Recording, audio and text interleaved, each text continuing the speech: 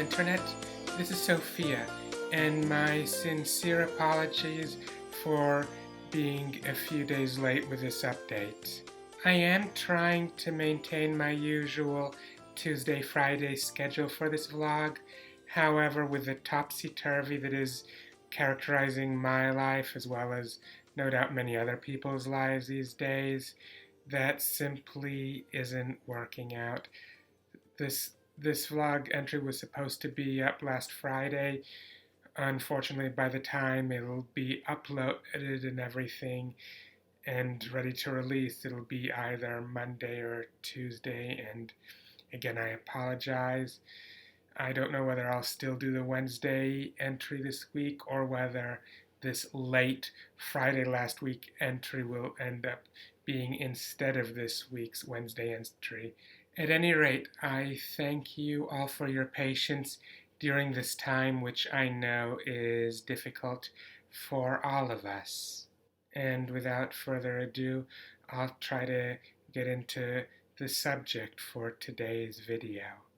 I was thinking of doing a video about why all kinds of disasters, including but not limited to the current pandemic, prove that the Omni God, that being a God who is all of three qualities, omnipotent, omniscient, and omnibenevolent, cannot possibly exist.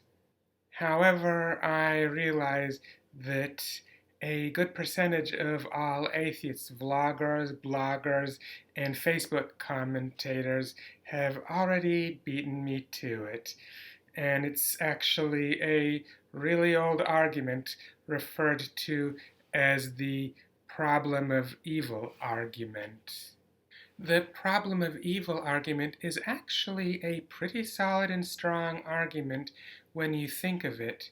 However, that said, there have been many religious people who have offered rebuttals. Some of their rebuttals are so weak that they don't even warrant gracing with a response. However, a few of the rebuttals offered by religious people to the problem of evil argument are indeed seemingly strong enough that they need to be addressed. Again, none of those rebuttals to the problem of evil argument actually hold up. The problem of evil argument actually is a clincher. However, a few of the counter-arguments are slick enough that it should warrant a bit of my time pointing out the flaws in those counter-arguments.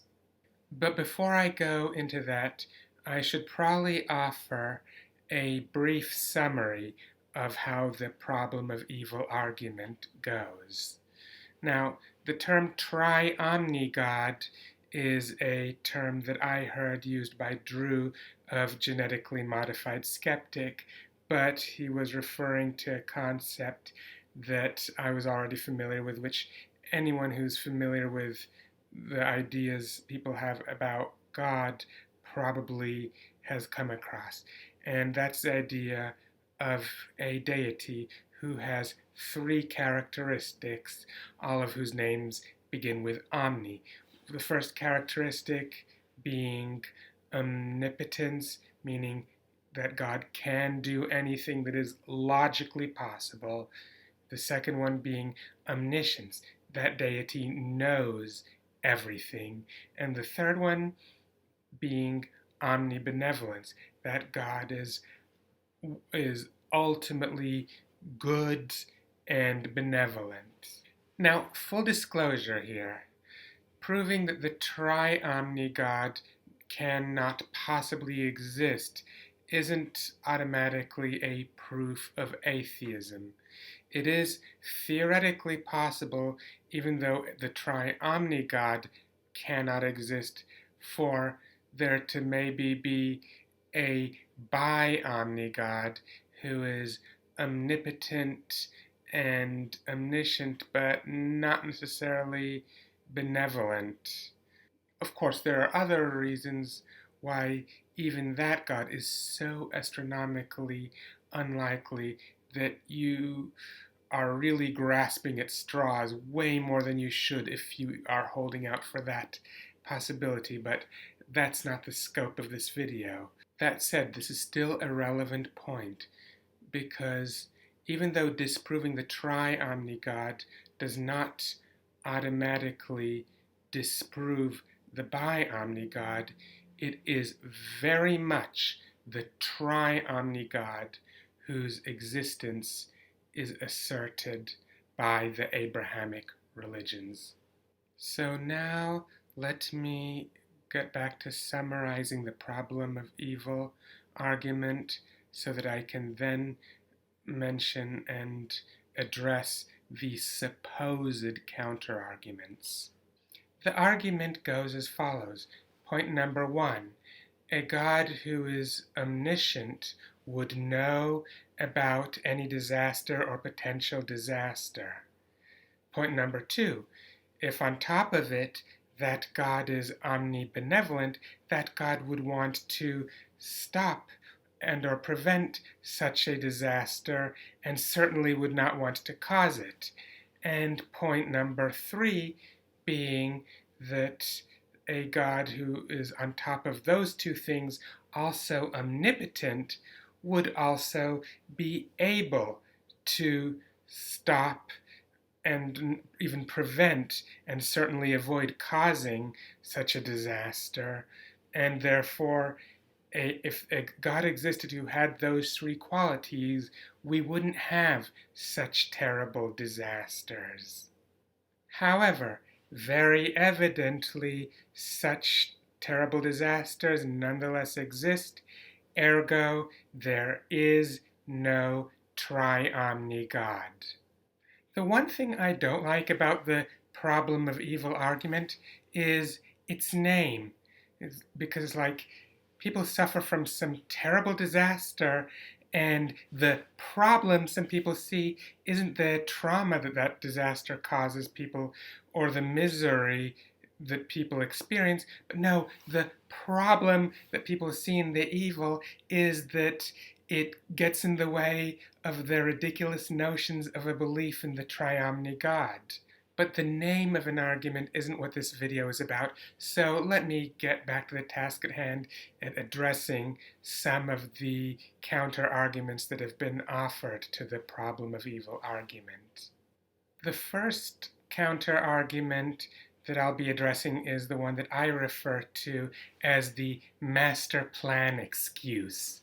And this one goes as follows. Yes, there is this disaster, but this disaster is a nasty side effect of something that is done for a higher purpose that is necessary and requires the sacrifice of this terrible disaster befalling people. While this might sound like a sure gotcha, it really isn't, because the fact is that if that's the reason why the disaster is able to happen, then there's two possibilities. One of them is that God is not able to achieve that higher purpose without inflicting that disaster. And number two is that God is able to fulfill that higher purpose without inflicting that disaster, but chose to go with that disastrous route anyways. Obviously, if God is not capable of fulfilling that higher purpose without causing such a disaster, then that God is not omnipotent, not all-powerful. And if God is able to fulfill that higher purpose without causing or allowing such disaster, then that God is not omnibenevolent. So really, that master plan excuse is a very lame excuse indeed.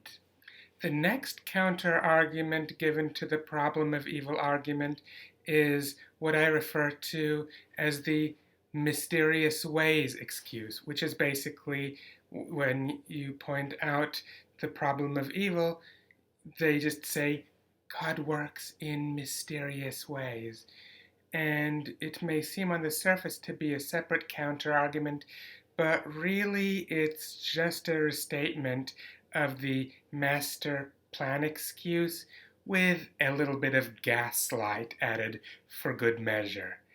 The result being something which is as lame an excuse as the master plan excuse, plus the really disgusting behavior of gaslighting. There are probably a ton of variations of these two arguments. However, if I went into all of them, this video would be way longer than any video that anybody can be expected to actually watch. So I'll now go into the third general category of arguments that are offered against the problem of evil argument. The last set of arguments is what I call the standard of good and evil excuse. C.S. Lewis is especially notorious for this one. What it basically says is that without a God, there is no yardstick by which to define what is good and what is evil, and therefore to use the problem of evil argument in disproving the existence of the Omni God is self-defeating. Once again, this may seem like a sure gotcha, but upon closer examination, it isn't. I've already made a video about how, despite the fact that we don't have a such thing as inherent objective morality, we still are able to get on very fine with being able to have a standard of morality that works very well for us, and the lack of anything being inherently objective about that morality is a problem that wouldn't be solved even if God did exist. The lack of objective morality does not solve the omnibenevolence problem with regards to God's existence. What the lack of any objective morality does is it basically renders the very concept of omnibenevolence to be completely inapplicable. Up till now, I'd only proven that a God who has the other two omnis, omnipotence and omniscience, can't be omnibenevolent. However, if you play that card, then I can say that by that standard, it's not just that this particular God can't be omnibenevolent, but that there is no such thing as omnibenevolence. If you don't insist that I must have an inherently objective morality for assessing whether or not God is omnibenevolent, then I have to show these examples from history and from current events to prove that the Omni God cannot possibly exist. But if you insist that I have to make that assumption based on an inherently objective morality, then you're making it a lot easier for me, because then, by that standard, I don't even have to do any research. I can know that the Omni God can't exist because there's no such thing as omnibenevolence. There may be other rebuttals that are offered to the problem of evil argument, but they tend to be either those that are just plain silly, and so silly that I can't even bother addressing them here, and those which are basically variants with subtle differences, but still variants basically of the counter-arguments that I did address here. So unless some other surprising argument comes in, I'll just leave it at that. Anyway, I hope that you enjoyed this video. Please hit the thumbs up button, comment, and subscribe to this channel, and hit the bell icon so as to increase the chance of you receiving notifications when I upload new videos to this channel. in the future. And until next time, see ya!